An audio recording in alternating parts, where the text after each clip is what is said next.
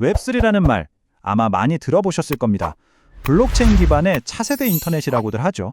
그런데 이게 정확히 무엇을 의미하는지 사실 좀 막연하게 느껴질 때가 많습니다. 그래서 오늘 이 용어를 처음 만든 창시자 개빈 우드가 직접 말하는 웹3의 진짜 의미가 무엇인지 그 핵심을 명확하게 짚어보겠습니다. 오늘은 이런 순서로 진행됩니다. 먼저 웹3의 본질적인 의미를 정의하고 현재 우리가 쓰는 인터넷, 즉 웹2의 문제점을 짚어보겠습니다.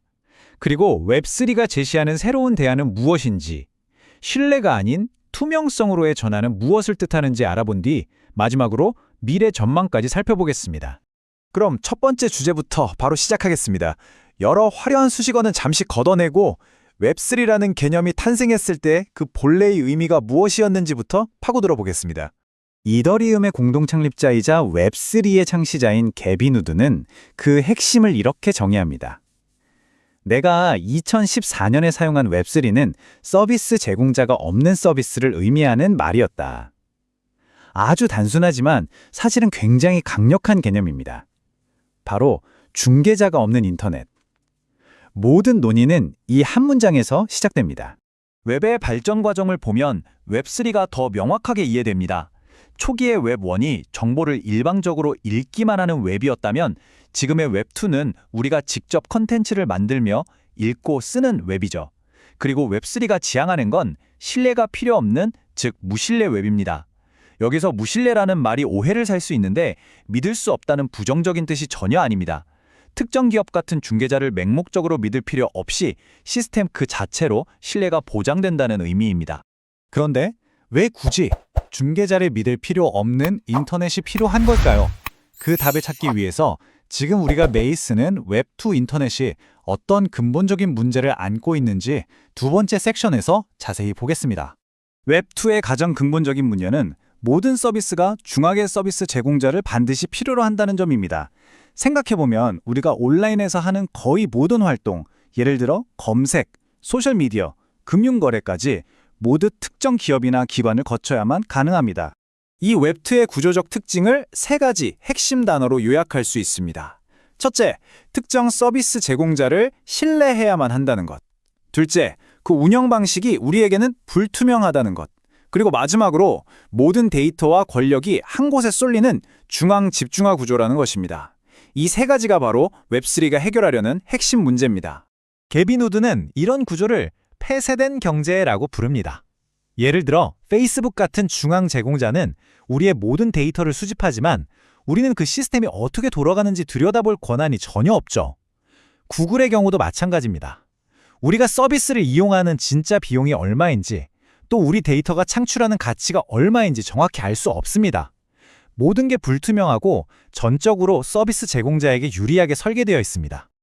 그렇다면 이런 문제들에 대한 해답으로 웹3는 어떤 새로운 구조를 제안하는 걸까요? 세 번째 섹션에서 그 대안을 확인해 보겠습니다. 웹3는 웹2의 특징과 정확히 정반대 지점에 서 있습니다. 맹목적인 신뢰 대신 개방성을, 불투명성 대신 투명성을, 그리고 중앙 집중화 대신 탈중앙화를 인터넷의 기본 구조로 삼습니다. 이것이 바로 웹3가 제안하는 새로운 패러다임입니다. 다시 한번 정리하자면 웹3는 조작이 불가능한 블록체인과 공개된 알고리즘을 기반으로 합니다. 그렇기 때문에 사용자는 더 이상 특정 중개회사를 믿을 필요가 없어지는 겁니다. 신뢰의 대상이 사람이 아닌 누구나 검증 가능한 코드로 바뀐다는 것, 바로 이것이 핵심적인 변화입니다. 이 신뢰에서 투명성으로의 전환, 구체적으로 무엇이 달라지는 걸까요? 네 번째 섹션에서는 온라인에서 우리가 맺는 약속, 즉 보증의 방식이 어떻게 근본적으로 바뀌는지 살펴보겠습니다. 이 표를 보면 차이가 명확하게 드러납니다. 웹2에서 보증의 형태는 우리가 보통 제대로 읽지도 않고 동의 버튼을 누르는 이용 약관이죠. 일방적이고 불투명합니다. 반면에 웹3에서는 스마트 계약이 그 역할을 대신합니다. 스마트 계약은 특정 조건이 맞으면 사람의 개입 없이 자동으로 실행되도록 코드로 짜인 계약인데 그 내용이 투명하게 공개되고 기계적으로 실행됩니다. 마지막으로 이 혁신적인 웹3 기술의 현재는 어디쯤 와 있고 앞으로의 미래를 위해 어떤 과제가 남았는지 현실적인 전망을 살펴보겠습니다. 창시자인 개빈 우드 자신도 우리는 웹3 기술 개발의 비교적 초기 단계에 있다고 솔직하게 인정합니다. 이 말은 즉 웹3가 아직 완성된 기술이 아니라 계속 발전해 나가는 과정에 있다는 뜻입니다. 그는 웹3 기술이 정말 의미 있는 진전을 이루기까지 앞으로 5년에서 10년은 더 걸릴 것으로 내다보고 있습니다. 그러니까 이건 단기적인 유행이 아니라 아주 긴 호흡으로 기술을 개발하고 목표를 유지해야 하는 거대한 전환이라는 점을 강조하는 것입니다. 웹3가 그리는 미래는 단순히 기술의 진보 그 이상입니다. 소수기업에 집중된 권력을 다시 사용자에게 돌려주는 인터넷의 근본적인 재탄생을 의미합니다. 그렇다면 이 거대한 패러다임의 전환 속에서 진정한 혁신과 기회는 과연 어디에 숨어 있을까요? 이 질문을 끝으로 오늘 분석을 마무리하겠습니다. 구독과 좋아요는 영상을 만드는데 큰 힘이 됩니다. 감사합니다.